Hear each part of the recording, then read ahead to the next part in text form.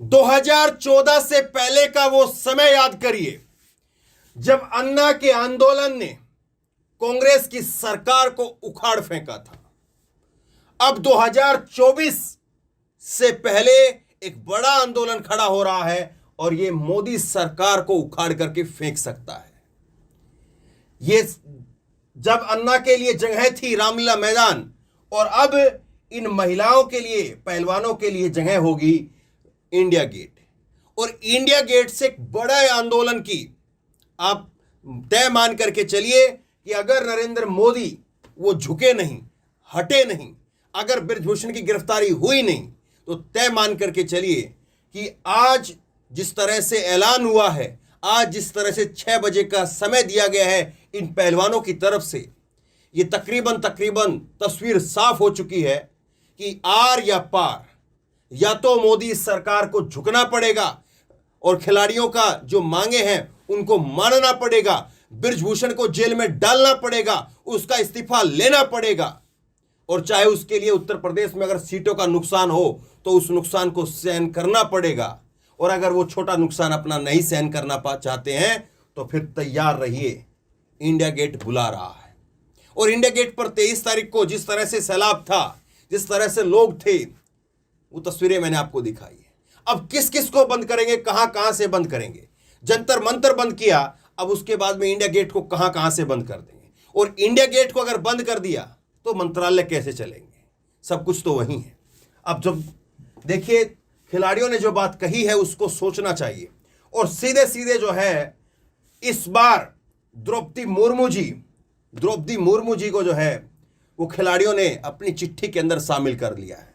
और निशाने पर रहे देश के प्रधानमंत्री नरेंद्र मोदी। किस तरह से जो है वो खिलाड़ियों ने जो बात कही है उसकी गूंज कहां तक जाएगी, और क्या वाकई नरेंद्र मोदी को जो है वो पीछे हटना पड़ेगा, बैकफुट पर आना पड़ेगा। क्योंकि जो बात कही है उसको सुनिए आप। अपवित्र सिस्टम यानी करप्ट सिस्टम, एक भ्रष्ट सिस्टम, वो अपना काम कर रहा है, यानी सरकार जो है वो अपना काम कर रही है। अभी आपने देखा कि कैसे वो जो है बृजभूषण वो संसद के अंदर मौजूद था और ये संसद के बाहर इनको घसीट करके बसों में डाला जा रहा था। तो इन्होंने कहा कि तंत्र अपना काम कर रहा है, अब हमको हम अपना काम कर रहे हैं। अब लोगों को सोचना होगा कि वो इन बेटियों के साथ में खड़े हैं या इन बेटियों के उत्पीड़न करने वालों के साथ में है, उस तेज सफेदी वाले तंत्र के साथ में है, उस सफेद पोश नेताओं के साथ में है, या बेटियों के साथ में है।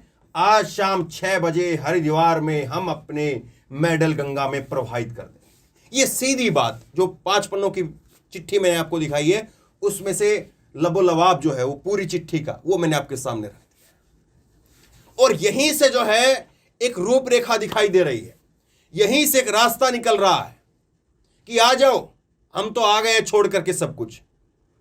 और इस पर बहुत सारे लोग अभी भी जो है चुटकियां ले रहे हैं कि ये अपने पैसे वापस करेंगे कि नहीं करेंगे। तो बृजभूषण ने कहा था कि ये मेडल तो 15 रुपए में आते हैं साहब। अरे इस देश में किसके पास में 15 रुपए नहीं है, बताइए आप, किसके पास में 15 रुपए नहीं है? सबके पास में 15 रुपए है, तो सबके गले में तो मेडल नहीं है। एक इकलौती खिलाड़ी है साक्षी मलिक, जो कि ओलंपिक में महिला खिलाड़ी पदक लेकर के आई, और आज ये पदक गंगा के अंदर चला जाएगा। तो इतना आसान नहीं है साहब, आप 15 रुपए कह करके खारिज कर दे, इतनी आसान चीज नहीं है। इतना आसान जो है वो आपके कहने से चीजें हो जाएंगी है नहीं। राष्ट्रपति जी को सीधे तौर पर कहा है खिलाड़ियों ने, क्या कहा सुनिए।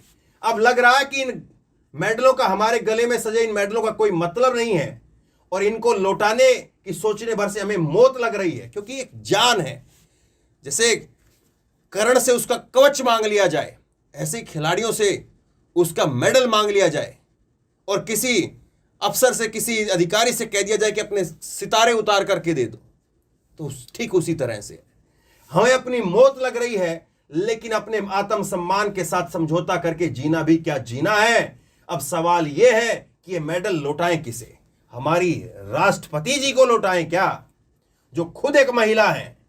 मन ने कहा नहीं, क्योंकि वह हमसे सिर्फ 2 किलोमीटर दूर बैठी थी, सिर्फ देखती रही, लेकिन कुछ नहीं बोली। और राष्ट्रपति जी का इतिहास अगर आप देखेंगे तो ऐसा इतिहास है, सलाम करने वाला इतिहास है। ऐसा इतिहास है जो एकदम से यूं कहें कि जमीनी स्तर से उठी हुई एक महिला, जिसने कदम कदम पर ठोकरों का सामना किया, कदम कदम पर जिसने चैलेंज का, चुनौतियों का सामना किया, एक ऐसी महिला है।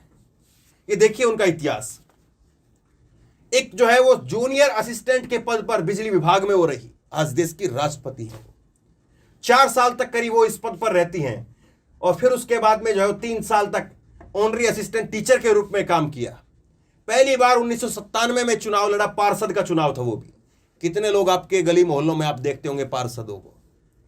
वो पार्षद जो है वो उनका चुनाव लड़ा और उसके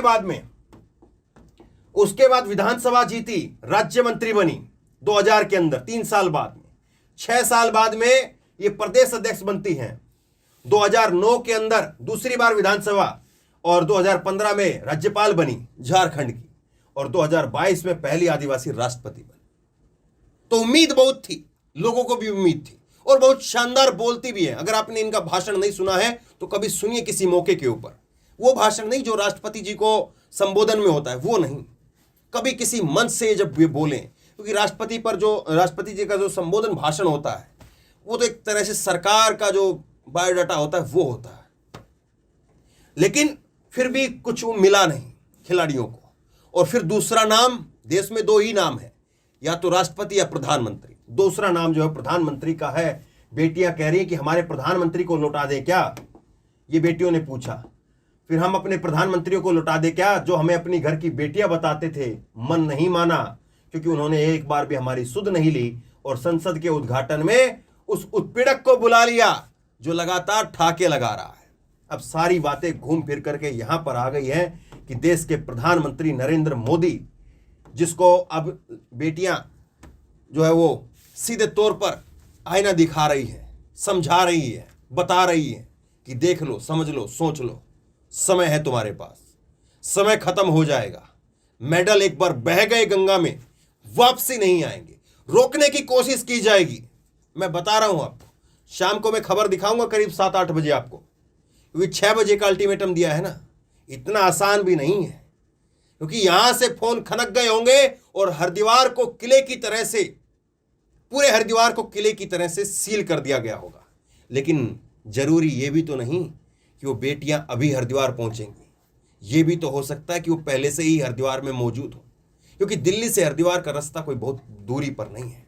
और इसीलिए क्या इन खिलाड़ियों के पीछे जासूसी के तौर पर जो है वो ज़्यादा अतिरिक्त पुलिस जो है वो लगाई गई थी, ताकि पता रहे कि कहाँ कहाँ पर जा रहे हैं। तो पुलिस को पता होगा, सरकार तक भी खबर पहुंच गई होगी, जो सुरक्षा अधिकारी होंगे वहां तक भी फोन खनक रहे होंगे कि बताओ एग्जैक्ट लोकेशन कहाँ है विनीश फोगाट, कहाँ है साक्षी मलिक और कहाँ है बजरंग पुनिया, बताओ। उनकी लोकेशन मांगी जा रही होगी और जहां पर लोकेशन होगी वहीं पर किलेबंदी कर दी जाएगी। लेकिन आज नहीं तो कल, ये शाम नहीं तो देर रात सही, देर रात नहीं तो कल सुबह सही, कब तक रोकेंगे। और गंगा अगर हरिद्वार की नहीं तो गंगा तो कलकत्ता तक जाती है, कहीं पर भी गंगा में प्रवाहित कर देंगे।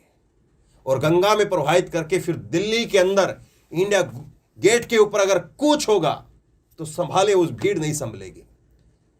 लेकिन सवाल यही है, क्या वो समय आने से पहले मोदी इतिहास से कुछ सबक लेंगे? क्या इन 4 चित्रों को मोदी जी आज देख रहे होंगे? क्या उनके सलाहकार इनको देख रहे होंगे कि एक वो समय था अन्ना आंदोलन का समय जिसने उखाड़ करके फेंक दिया, और आज जिस तरह से माहौल पिछले 1-1.5 महीने से, अब बच्चा समझ गया है कि हां कहां तक बात है। तो अब सवाल यह है कि देश के प्रधानमंत्री क्या तय करते हैं, उसके बाद ये पहलवान क्या तय करते हैं, और उसके बाद देश के लोग क्या तय करते हैं। क्या वाकई अन्ना से बड़ा एक दूसरा आंदोलन देश के अंदर होगा, या ठोक पीट करके, घसीट करके कहीं ना कहीं किसी न किसी जगह पर धाराएं तो दंगे वाली लगी हुई हैं, हो सकता है कि हिरासत में या जेल में कुछ लंबे समय के लिए मामले को ठंडा करने के लिए डाल दिया जाए। आप बताइए क्या प्रतिक्रिया होगी देश की उस वक्त में। आप क्या सोचते हैं? नीचे कमेंट बॉक्स में अपनी राय लिख करके जरूर बताइए। इस वीडियो को शेयर करिए, लोगों तक पहुंचाइए और इसी तरह की तमाम खबरों के लिए ऑनलाइन न्यूज इंडिया को सब्सक्राइब कीजिए। साथ में जो बेल आइकन है घंटी उसको जरूर दबाइए ताकि जैसी कोई खबर अपलोड करें उसकी नोटिफिकेशन सीधे सबसे पहले आपको मिल सके। धन्यवाद। इस खबर को अभी लाइक करें, शेयर करें, अभी चैनल को सब्सक्राइब करें और घंटी जरूर दबाएं।